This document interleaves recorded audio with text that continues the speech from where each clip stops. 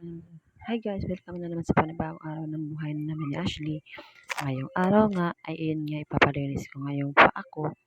Ayan, ako dyan jacket kasi guys mainit. Ayan, motor lang kami ni Ashley, sasakay lang kami. Ayan. Salamat nga pala sa nag-murder sa paa ko. Ayan, umabot na siya ng 2025 guys. Salamat ha. Salamat, ayan.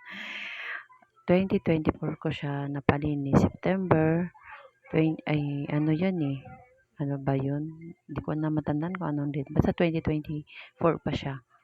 Ayan, hanggang ngayon guys, 2025 na, hala pa rin.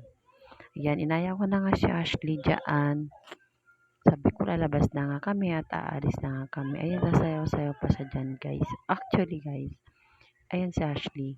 Gusto niya pa mag-jacket. Sabi ko, coveran ko na lang siya ng jacket ko kasi nga malaki naman yon. Ayun nga yung i-cover ko na nga lang siya para di na siya mag-jacket nga kasi nga mainit nga din naman, sa gitna din naman siya. Ayan nga ayan, naglalakad na kami yan guys. Actually umaaga pa yan, siguro mga 12 ganun. Ayan ayan, alis na kami dyan.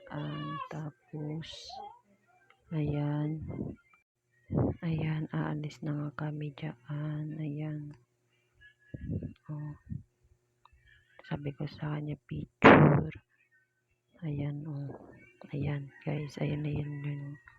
Pinapalinis ko na yung paa ko dyan, Sakit. Sobrang sakit. Thank you nga pala.